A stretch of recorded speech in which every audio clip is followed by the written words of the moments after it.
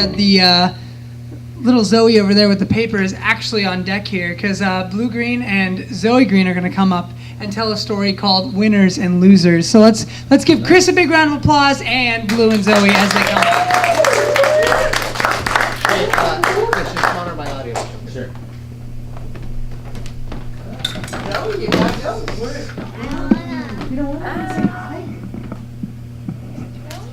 Zoe doesn't want to join me, but that's okay. She's right there. That's my daughter, Zoe Cyan Green. And yes, my name is Blue Green, so Cyan, Zoe Cyan, that's Blue Green, if you didn't know.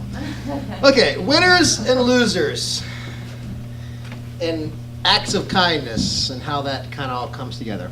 Okay. I was 12 years old. I was a baseball player. And I was a good baseball player.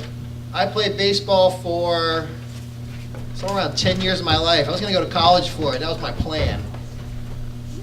And anyways, I wanted to be a baseball player. 12 years old, you're still in Little League. It's a magical time. You know, you're starting to be good at baseball. You're not just standing out in the field, picking dandelions, throwing them, looking around. Well, me, I would have been. I was pretty much an ADHD type of kid. I'm all over the place. So I was a catcher. You know, come on. Woohoo! You know, that was me. It was good. It was good for me to be a catcher because the ball, you're constantly in the game. You're doing something all the time. So that was good for me. And it taught me to be a leader. I was a leader of the team. I was usually the oldest person. My birthday is in August. The cutoff was the end of August, so I was always the older one, which was nice, which was good for that season. So I was a natural leader, and I was good. And I was good at hitting the ball, of all things. You know, I'm a little guy, not that big, but I was a home run hitter. I always batted 4th, 5th, and 6th. If you understand the meat, that's the meat of the order. Usually 4th was my position. Sometimes 3rd, but usually 4th or 5th. Really good at 12 years old. One of the best in that area. No, you need to go. You're really killing my story, Zoe. But anyways, one of the best that time period. And my baseball season would be from February all the way till late August, sometimes early September, depending on what it was. So I was pretty serious. This was before traveling baseball teams. This was before you had, rich parents that took you on the road. It's kind of the starting of that. Well, anyways, every year I'd go to All-Stars. And All-Stars would be your best of the year, and they would come together and play other teams from all over different counties, basically. And that year I was selected to go to the All-Stars. But they made this really kind of crazy rule that they had a regional All-Star game where all the players from the leagues you played in, that you played every year, had to go to that All-Star game.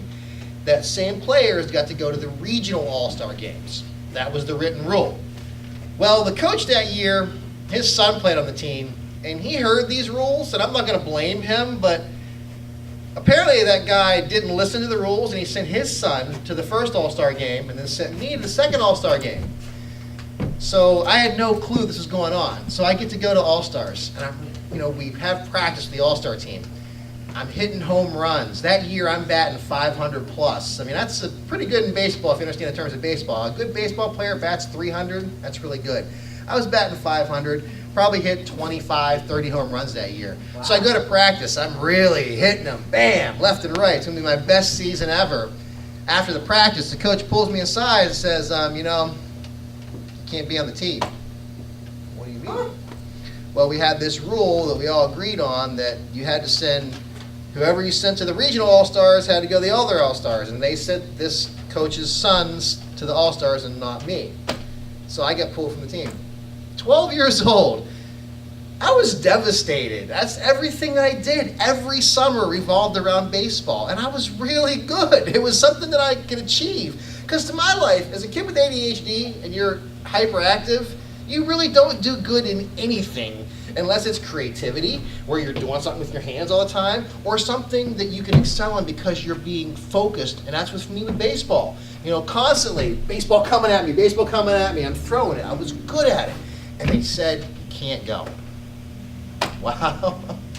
I cried. I broke down. It was horrendous. It was one of the worst times ever in my life. And I thought to myself, how could an adult do this to a child? to progress their kid over somebody else. And obviously the kid wasn't that good. I mean, I'm not trying to just say I was better. The kid was he was a bad baseball player. But it's just how it goes. Lesson in life learned, you know. Life's not always fair. People will screw you over. Sorry, my daughter had to hear that, but that's what life is. And it's a good lesson she should probably learn too.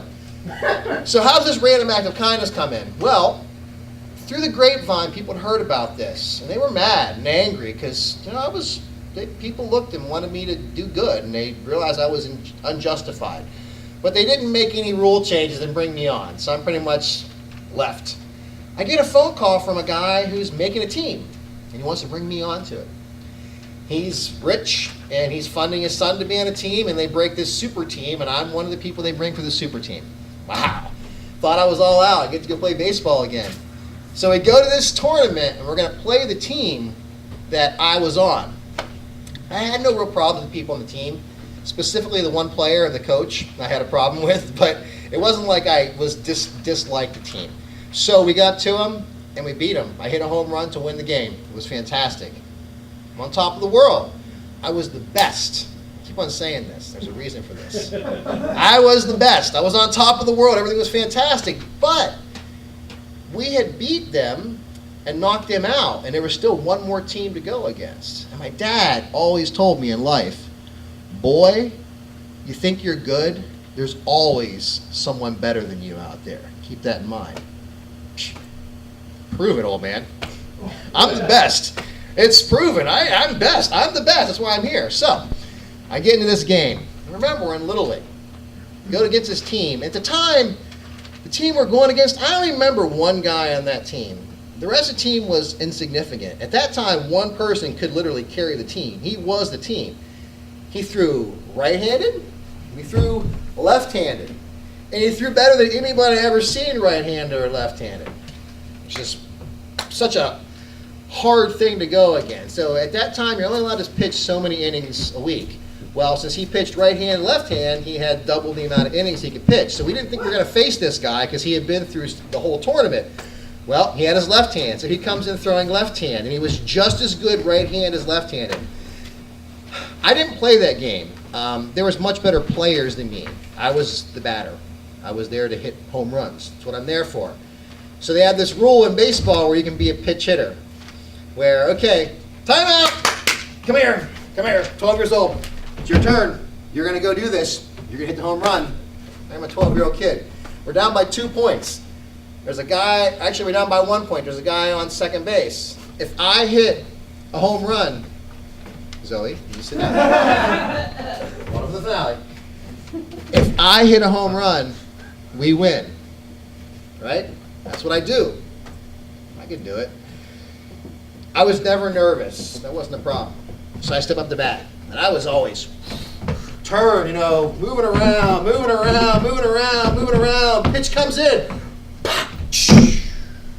First base line. I drop the bat. I watch it. Here it is. Foul ball! 1 inch right. Home run, but foul ball. You know, you're supposed to take the first pitch in baseball too, but I was so excited that home run, I swung at it. Second time, coach tells me don't swing. So, anyways, before I get into that second pitch, the first pitch was down first base because I was behind the pitch. He was very fast. So, being very fast, I was behind it, so I pulled it down first base. If you're in front of the pitch, you're going to pull it down the left-hand side. So, next pitch. And there. He throws a slow ball to me, which is his changeup, and I hit it. Drop my bat. Foul ball, but a home run on the left-hand side. Just this far, both sides. Coach pulls me aside, talks to me. You can do this, you can do this, you can do this. Okay, I can do this. That's what I'm here for. I'm here to home run, right? It's my whole job. I'm here to win this. I'm the best. That's what I said. I'm the best. I can do this. It's in my head. I'm the best. Well, in the back of my head, my dad's voice is, boy, there's someone always better than you out there. Third pitch comes in. Got 2 strikes. What are you going to do? I would love to tell you that I hit a home run. I would love to stand up and say, I won the game, I walked that field, and it was the best time ever, and I was the best at the end of the season. He threw me a curveball. Literally a curveball. And at that time, kids aren't supposed to throw curveballs. It's supposed to be an unwritten rule. You don't throw curveballs in baseball, but they threw one. And I swung like an idiot, trying to hit that ball, and strike three, and I just lost it. Season was done. But